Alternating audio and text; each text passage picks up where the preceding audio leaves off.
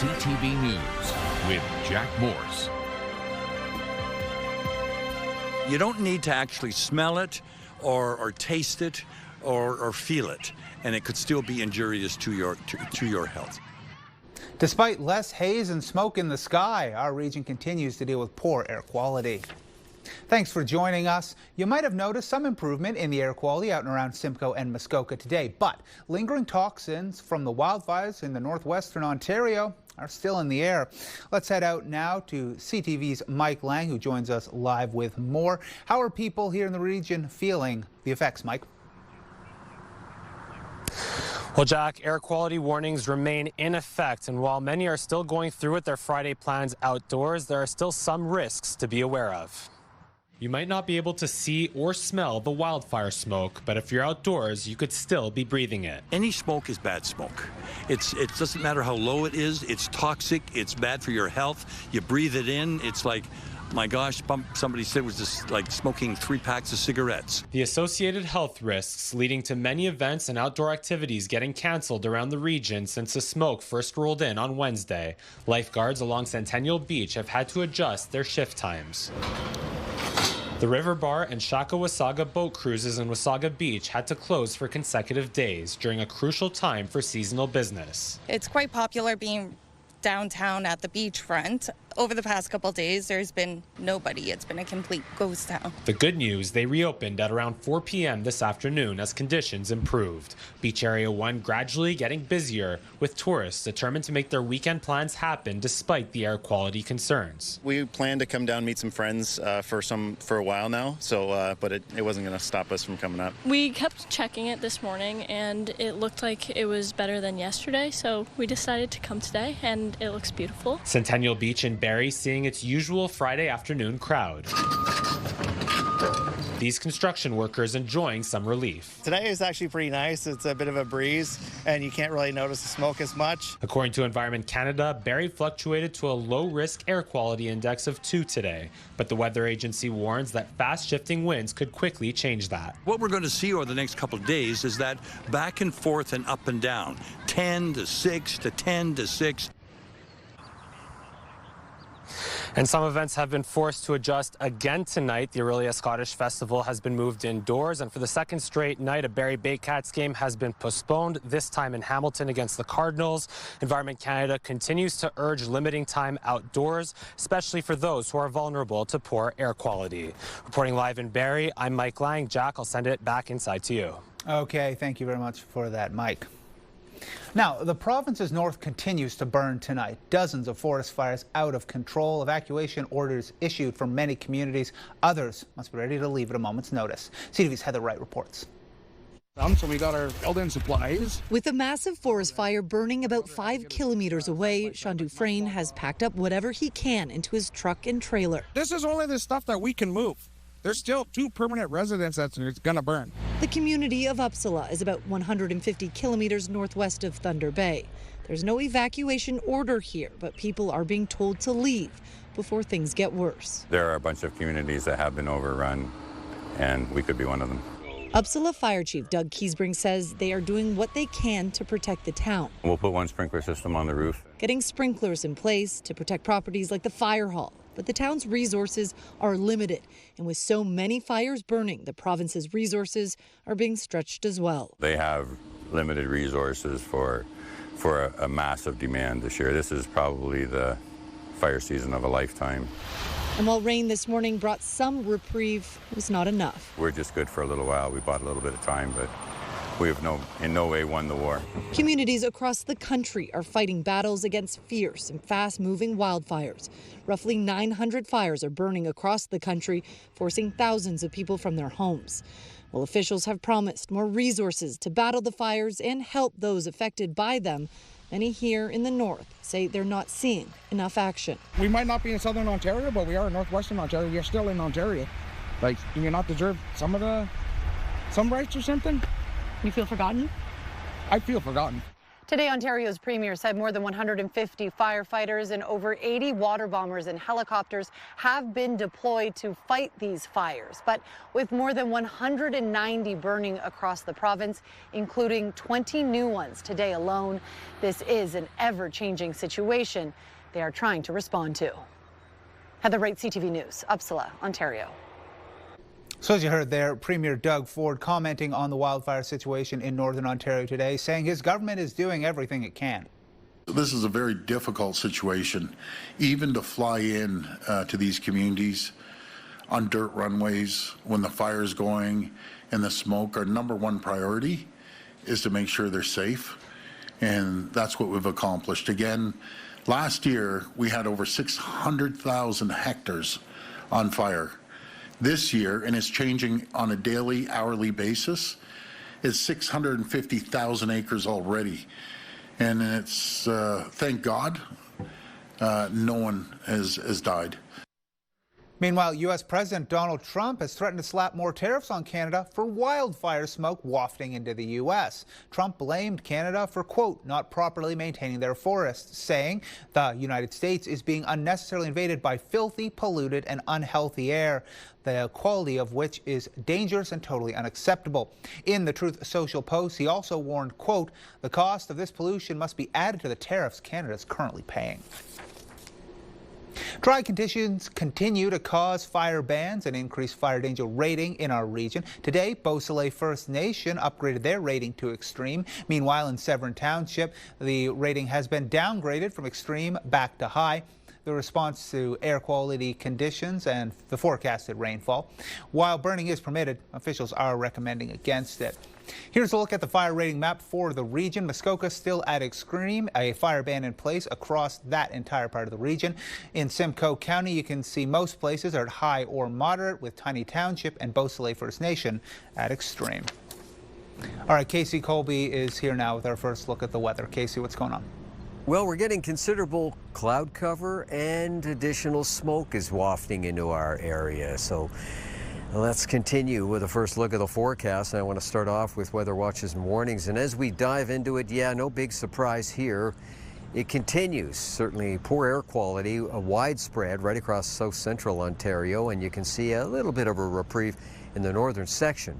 Parry Sound way, but still not ideal conditions as far as air quality. Let's continue right now as we give you the first look at the forecast, brought to you by the graveldrivewayguy.com, your local gravel driveway expert. 26 degrees, Jack, is where we're sitting right now. Winds are out of southeast. They're picking up as the evening progresses.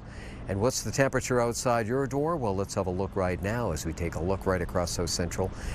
And as far as the Humidex goes, well, it doesn't really play much of a part right now. It's not as humid as it was. And 26 degrees, I just saw it click on there for current temperature in Gravenhurst, 26 in Parry Sound, 24 in Collingwood, call it 24 in Toronto, 24 in Newmarket, and 28 degrees in Alliston, Ontario. This, ladies and gentlemen, is radar satellite images. And now we're just going to pull back a little bit. We see the system coming in, and it is quite large. It's a good-sized system, and it does have it's scattered right throughout, you see the U.S. Midwest, and it stretches right up into the northern part of Ontario where showers, rain is specifically needed, as Heather Wright shared in her last story. A considerable amount of fires going on there. And coming up in just a few minutes' time, we're going to tell you how long the rain is to last and how much rain is on the way. All that in a few minutes' time. Back inside Jack. All right, thank you for keeping an eye on that, KC. The province is putting up the cash for damage from this spring's flooding. Announced today, residents, small businesses, farms, and not-for-profits in Orillia, Ramara, and Kawartha Lakes can apply to the Disaster Recovery Assistance for Ontario program. It could be for cleanup expenses, repair costs, to replace important lost property, or for basic emergency expenses, things like evacuation costs. In April, snowmelt, saturated ground, and repeated rainfall caused rivers, creeks, and lakes to overflow, causing widespread flooding across the region. Barrie police are warning about fraudulent calls from a scammer spoofing the official police phone number. Now, officers say multiple people reportedly called threatening calls yesterday from what appeared to be the Barrie Police main line. Sometimes the fraudsters claiming to be an officer, asking for personal information, making false claims about the victim or their family. Barrie Police say they'll never call you by phone to demand payment, banking details, or threaten to arrest you if you don't comply.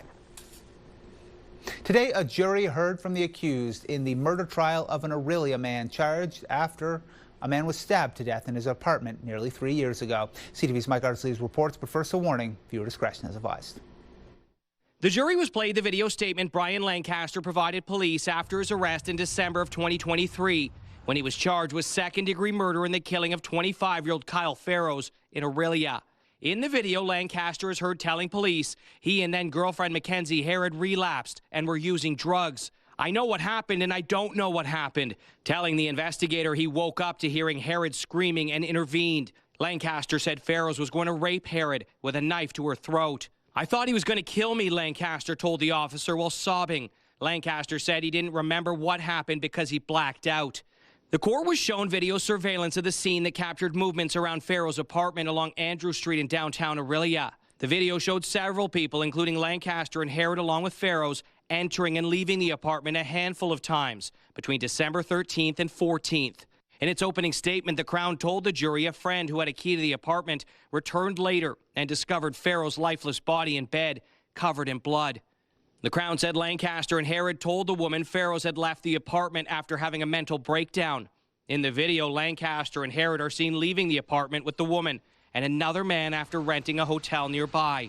Lancaster told police the woman said she'd deal with the body and police and thanked him for killing Farrows, who had previously sexually violated her several times.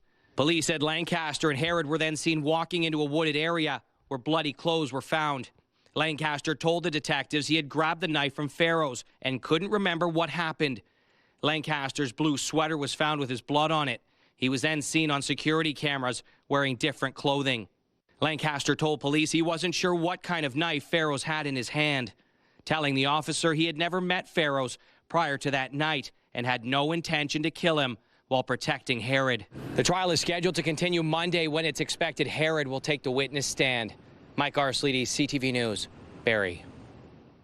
A Wasaga Beach man has been charged with manslaughter after the overdose death of a 34-year-old in the town. The victim, discovered unconscious in late November despite life-saving efforts, was pronounced dead at the scene. Wednesday, the 33-year-old suspect was arrested, charged in the death and with drug trafficking.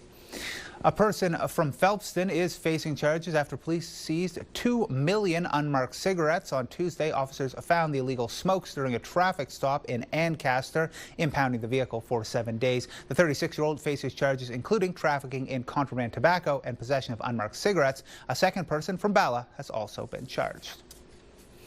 A pair of Premier Doug Ford's cabinet ministers have resigned, one stepping down after it was revealed he charged taxpayers for Toronto hotel stays, despite the fact he lived in the GTA. CTV's Queen's Park Bureau Chief Siobhan Morse reports.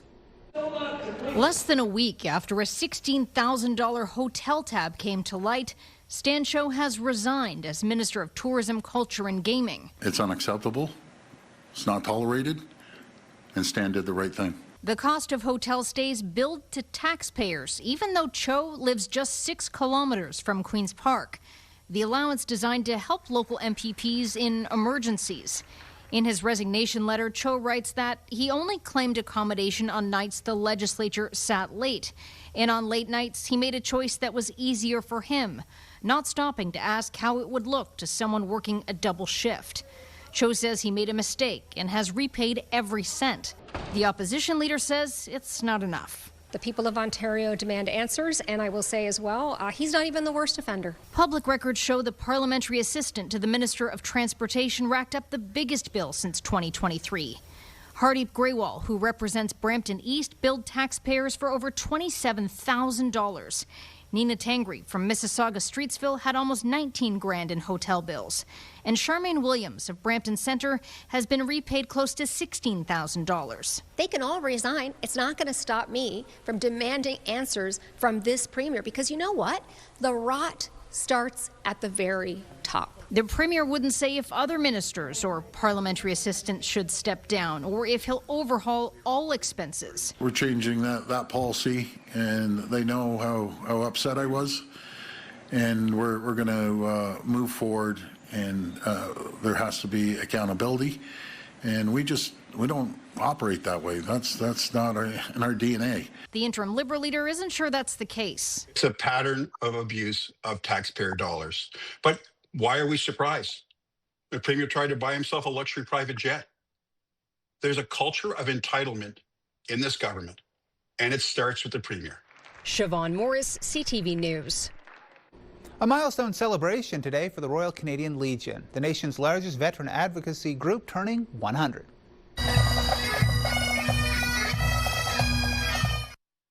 In Barrie, a parade marched through the streets before everyone went back to the Legion to mark the event. There were similar celebrations in Alliston and Stayner, as many local branches across the country are seeing a decline in membership. They're now getting creative to cover costs and encourage younger members to join up. CTV's Annie Bergeron-Oliver tells us more. In many areas of the country, the Legion is a community hub. And you served with? In Orleans, it's not just a place to eat and drink. It's a place to play cards and billiards, to learn to line dance, and even jam out. It does have a real meaning, a meaning for people who can enjoy being here. And some come in because we got no place else to go. The Legion has always been a safe space for veterans and their families, filled with specialized programs and supports.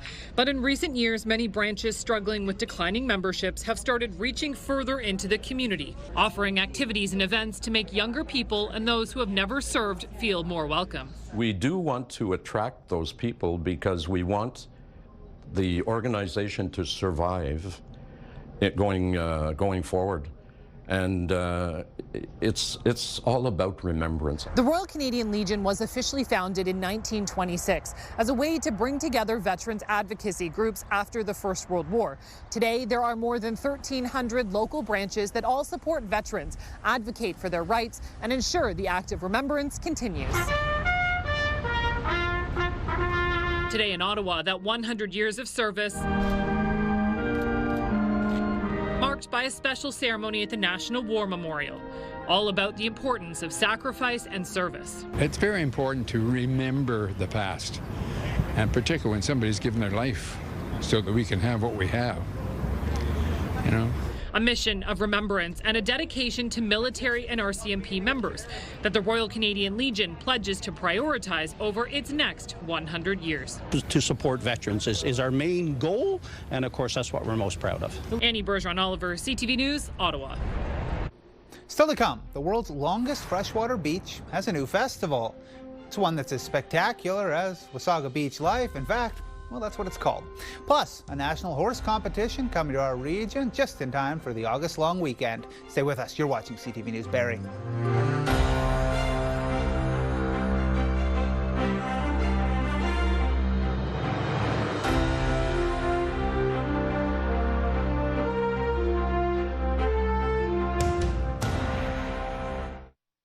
Presented by Paul Sadlin Motors. Music, it's a small community, so when something's really good, we all want to be part of it. We have an amazing music scene here. Having people come together in community, listen to some amazing local artists, brings the downtown alive. It brings our city alive. Troubadour Festival 2026 is going to be off the hook. It's got the Watchmen, Bahamas, going to be great.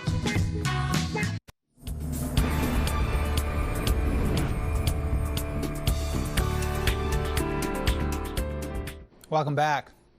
If you're a fan of horses, then head on down to the ESSA Agriplex this August long weekend. It's the National Draft Horse Show. Well, most horses for this show have been being exercised and driven for at least the last 2 months, like every other day or so. And, washed 3 or 4 times, groomed, horseshoes set. It's not just the day before experience. The ESSA National Draft Horse Show was first part of a much larger draft show held at the Canadian National Exhibition, but it later found a permanent home at the ESSA Agriplex. We've got over 100, probably 140 horses on site. There's going to be draft hitches. We've got 8 6-horse hitches so far, and entries aren't closed yet.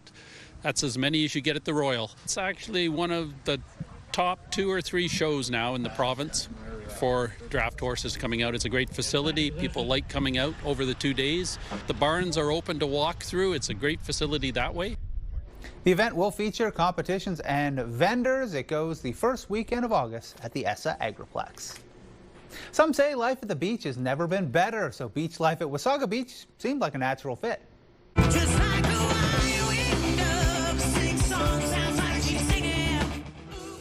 The first annual Wasaga Beach Beach Life Festival, featuring music acts like Gold Dust Woman, the Carpet Frogs, and many more, will take over the Beach 2 next week. A midway food activities will also spring up at what is already a world-famous attraction. We really just want to highlight that we have over 14 kilometers of beautiful beachfront right here on Georgian Bay. There's so many beautiful areas of the beach that maybe people haven't had a chance to explore before.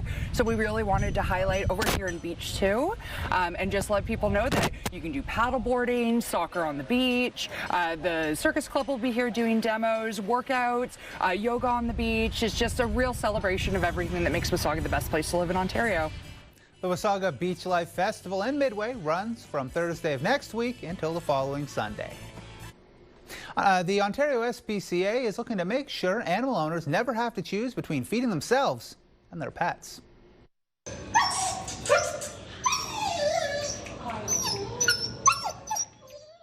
The free walk-in dog wellness and vaccine clinic returns Sunday. It's for people living in Aurelia, Oro-Medonte, Severin, Ramera, and Rama First Nation, those on subsidized income or who hold a valid Indigenous status card. The SPCA says these clinics bridge the gap to make sure animals stay healthy and with the families who love them.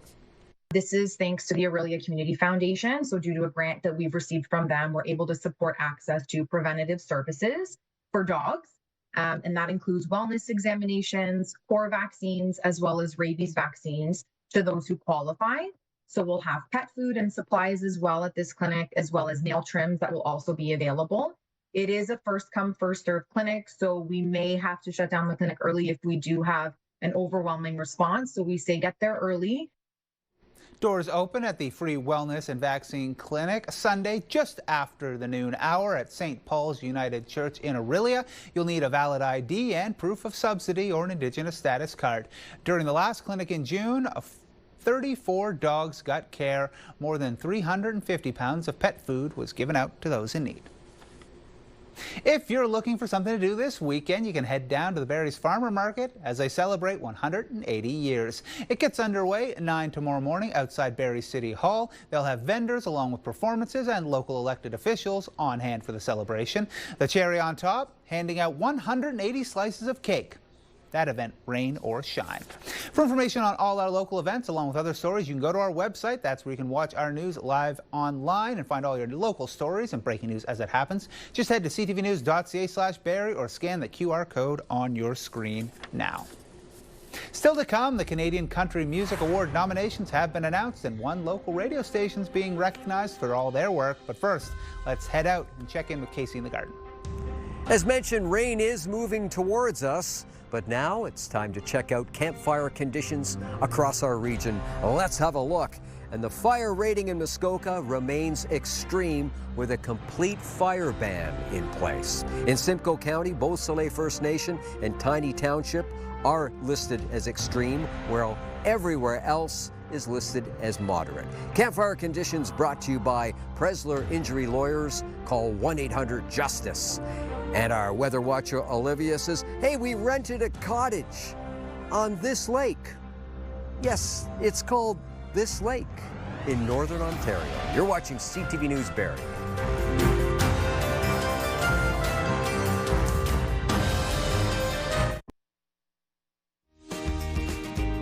Hi, we're Martin and Steph from Bounce 104.1. And this week on the show, we're giving away tickets to Return to Grace, an electrifying show about the King of Rock, Elvis. So make sure you're listening Monday to Friday from 5:30 to 10 for your chance to win.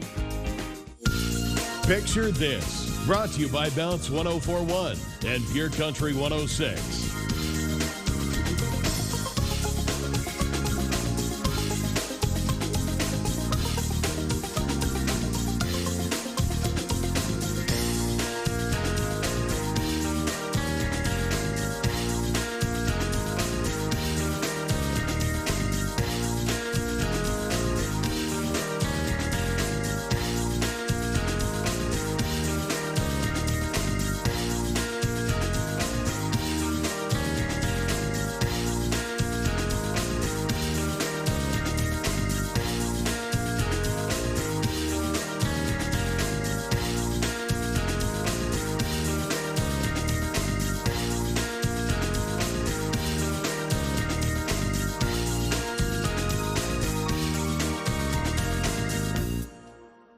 All right, this week on Picture This, we wanted to see how your pet's enjoying the summer, and, well, you told us, that's for sure.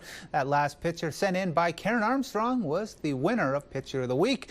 Because this topic was just so popular, we're doing it again next week. Snap a pic and send it in to picturethis@ctv.ca for a chance to be featured. All right, heading back outside now. We've been talking about it all show so far. Casey, how is the air quality out there right now? Well, let's just say that Mother Nature is calling it a bit of a construction zone because she's going to change everything up, reconstruct what the rest of, well, certainly the rest of July could possibly look like. Let's talk about it. Let's dive into weather. And here we go, ladies and gentlemen. Yes, we know there is a little bit of a difference as far as the humidity goes, but not much. Humidex listed as 30 degrees in Alliston, 26, feeling like 30. Looks like 30 degrees is what it feels like in Newmarket. And holding steady, yeah, 25, feeling 28 in Orillia. And one more, 25 and 25 in Parry Sound. No difference at all. Today, this is the Almanac, 26 and 13, the high, the low, a record 34 degrees back in 2011 and 5 degrees back in 1956. Let's continue on now, sunrise, sunset, grand total of 15 hours and about 6 minutes of daylight. This, ladies and gentlemen, the forecast radar.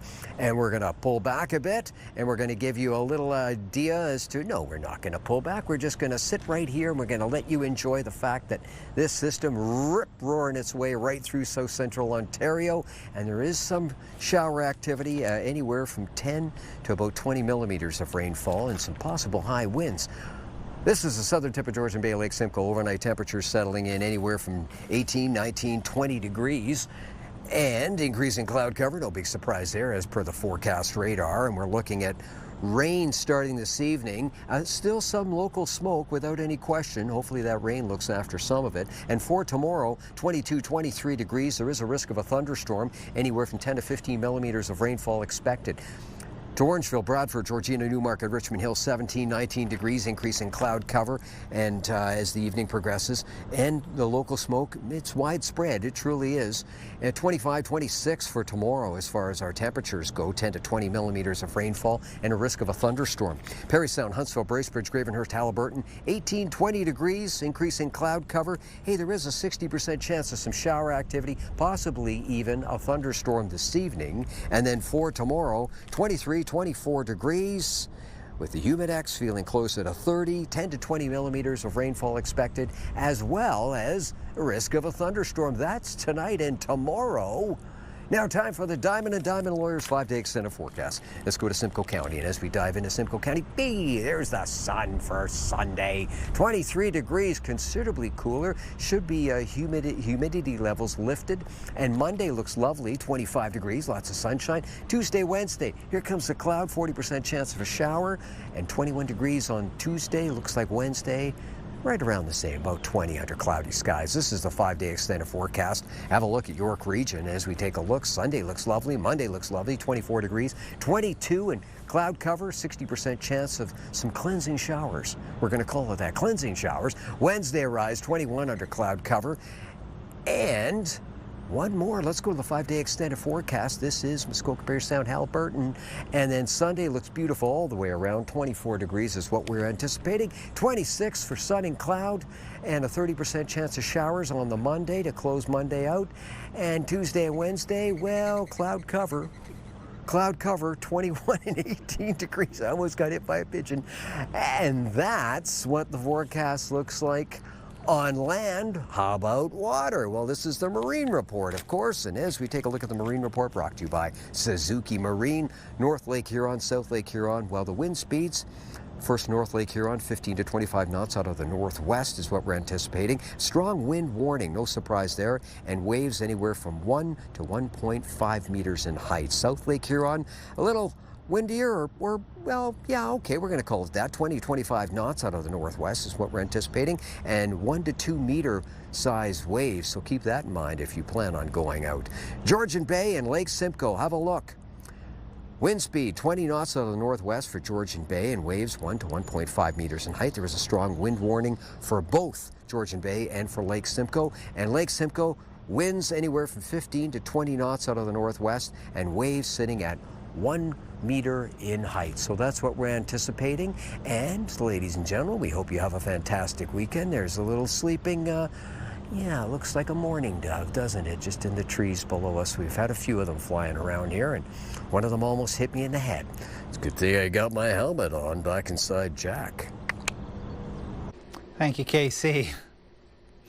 The Canadian Country Music Award nominations have been announced, and there was some local representation. Our sister station, Pure Country 106 in Orillia, was nominated for Small Medium Station of the Year. Pure Country morning show host Jason McCoy was nominated for Country Personality of the Year, as well as Shannon Ella, who does Pure Country National's midday show. The Boots and Hearts Festival out of Burroughs Creek event grounds was in Oro-Medonte was nominated for the Country Festival Fair or Exhibition of the Year. Those awards will be handed out September 19th in Saskatoon.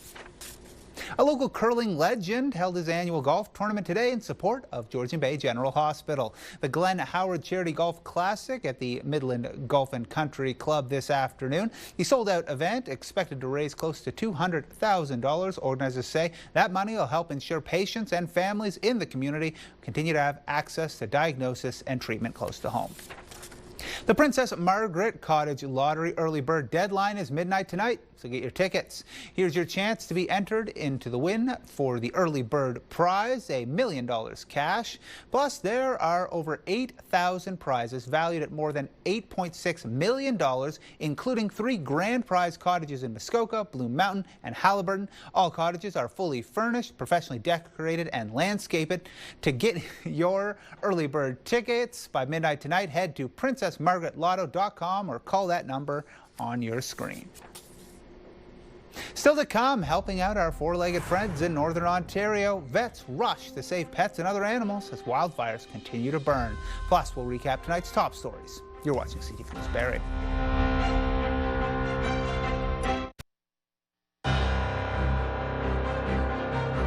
Recapping our top stories when it comes to wildfire smoke, we're not out of the woods yet. A brief break today. Air quality dropping to low risk for the first time in days, but the smoke expected to thicken again overnight, hanging around until tomorrow or Sunday. Now, the fires causing all that smoke are still burning in the north. Dozens of forest fires out of control. Evacuation orders issued for many communities and others on standby to leave their home at a moment's notice. Provincial spending is coming for damage from this spring's flooding. People, businesses, and groups in Orillia, Ramera, and Kawartha Lakes can apply for disaster recovery assistance for things like cleanup, repair costs, replacing property, or evacuation costs. As northern communities battle devastating wildfires, efforts are underway to save animals from the flames. CTV's Mike Walker has those details. As wildfires rage in northwestern Ontario, a team of veterinarians are mobilizing to support affected pets. Wildfires in northern Ontario are much worse right now than they have been in previous years, and it's impacting a large number of animals, and there's no veterinary resources that are able to help up there. William Woodstock is the CEO of Vets Around the Corner in Port Perry. They've assembled a team that will deploy for Thunder Bay on Saturday to provide emergency care for animals that have been displaced, injured, and abandoned by the wildfires. Using a community building once we arrive to set up a field hospital. We'll kind of care for wounded animals and then deciding what needs to be transferred to a kind of brick and mortar animal hospital and what we can manage in our field hospital. We'll probably also be doing some vaccinations just to make sure that as those animals move towards the southern Ontario shelters, fosters, wherever they end up going, that they've at least been protected. They are working closely with the province first responders, the Ontario SPCA, and local clinics. They've launched a GoFundMe to help cover all costs associated with the emergency response. Animals are such an important component of social wellness as well, personal wellness, personal well-being, their own mental health. So people that are evacuating, that are leaving their pets behind, that they're going to be massively affected by that. As communities are evacuated, the Ontario SPCA is working with the Ministry of Emergency Preparedness and Response and Northern Rescues to support families and their pets. We have set up supply stations with host community sites where people are evacuating to. That includes supplying food, emergency supplies, and boarding. So we've set up a dedicated wildfire telehealth line for pets. People who are impacted by wildfires need assistance and advice. But as the wildfires evolve, so too will the response.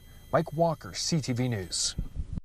We know breathing in wildfire smoke's bad for our lungs, but experts now raising concerns about the effect it has on our brains. University of Calgary researchers say tiny particles from smoke can get into your bloodstream or go directly up the nose.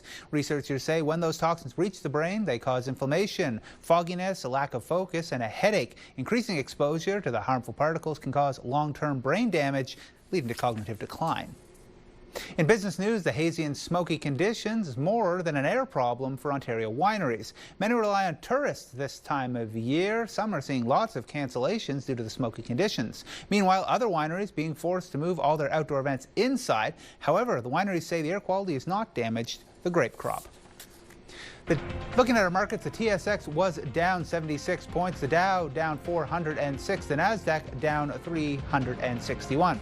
In commodity, oil up, closing at $81.78 a barrel, gold down, finishing at $4,018 an ounce, and our dollar was up, ending the day at 71.36 cents US. The Toronto Blue Jays are back in action tonight following the MLB All-Star break. The team will begin a series with the Chicago White Sox. And now Clement lifts one, left field. Sheets going back, turns at the fence. We are tied. The Jays went into the break with back-to-back losses and are in last place in the American League East Division. However, the team's only 2.5 games out of the final wild card spot. First pitch for tonight's game against the White Sox set for just after 7. Argentina and Spain are squaring off in Sunday's World Cup final, and fans are getting ready. Messi. Oh, and England are in trouble. Maybe to Lautaro Martinez. They're going out in the semi-final stage. Argentina looking to become the first nation to win back-to-back World Cups since the last one, Brazil, in 1962. Meanwhile, Spain trying to capture its first title since 2010. Those two teams will scare off 3 Sunday afternoon, while England and France play in the third-place match tomorrow at 5. Watch parties this weekend will mark the conclusion of the World Cup festivities in Toronto. CP24's Nick Dixon takes a look back at the global party the tournament brought to the city. 6 games, 1 city, a world united. A city came alive and watch parties erupted. One thing brought us together, the beautiful game. And that feeling? The same flag was in Qatar. It'll last long after the final whistle. Toronto Stadium may have been the smallest venue of the FIFA World Cup, but the city showed just how loud, proud, and united it could be. More than 42,000 fans packed the stands, creating an atmosphere that echoed far beyond the pitch. And before the first whistle, the celebration was underway. The streets came alive. Supporters marched shoulder to shoulder toward the stadium. One stadium, 6 unforgettable matches. Beyond the stadium, FIFA Fan Fest became the heartbeat of the city. Thousands filled the waterfront. The world in a city came to life through music, art, food, and culture. 1, 2, 3. Vamos, Panama! Every chant. Let's go, Canada! Every cheer. It's about unity. It's about unity. Every connection. Nathan Phillips Square transformed into a World Cup playground, bringing the game into the core of Toronto. Culture, community, connection. On the waterfront, Canada Soccer House came alive. Big screens, live entertainment, and unforgettable energy. Every match felt bigger because everyone was part of it. One city, one team, one united atmosphere. Across the GTA, every neighborhood became a homegrown watch party. Every street echoed with cheers. Every celebration brought the city closer together. Parking lots became watch parties. Patios and restaurants overflowed with fans. You didn't need a stadium to feel part of the game.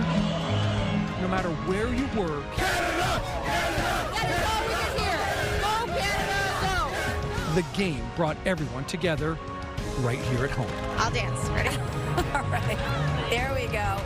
From kickoff to the final whistle, the beautiful game united an entire city.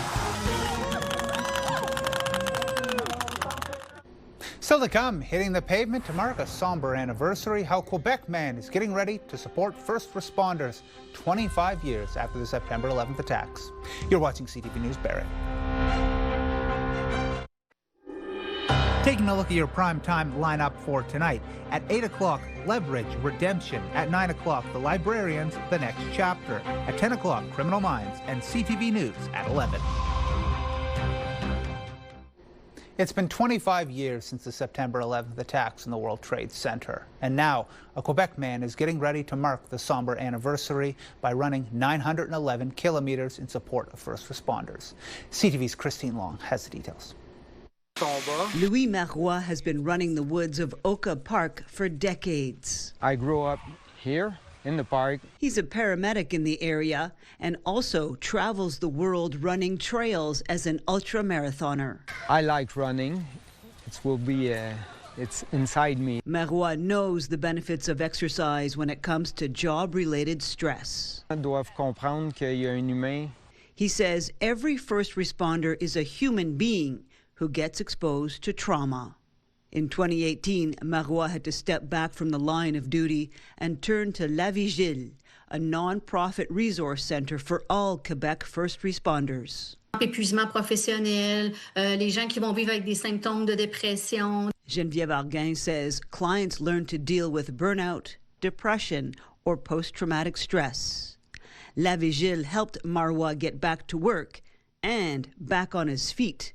He's training hard to run 911 kilometers starting on September 11th. It's a warrior, but you have the psychology behind the Spartan. The Spartans are his inspiration for the Défi 911, and he's collecting donations for La Vigile so younger professionals can also have access to care. His target of $25,000 will go far to help others. He says first responders go into a situation that everyone else wants to get away from. C'est une image qui est gravée dans les mémoires de tous. Arguin adds that September 11th is an image engraved into her clients' minds. Marois is inviting other runners to join him for as many kilometers as they want until he finishes his own 911. Christine Long, CTV News. All right, now it's time for Get Up and Go. Casey. Mother Nature's construction site continues with the forecast. Get up and go. Let's have a look right now. First thing tomorrow morning, what can we expect? Well, how about a little shower activity? Yes, anywhere from 10 to 20 millimeters of rainfall. Possible thunderstorms in Barrie, Newmarket, and Gravenhurst. 18 and 19 degrees is what we're waking up to tomorrow morning at 7 o'clock. Jack, have yourself a fantastic weekend. Thank you, Casey. That's our newscast for tonight. I'm Jack Morse. Thank you for watching. I'll be back on the desk at 11 o'clock with your late news. Good night.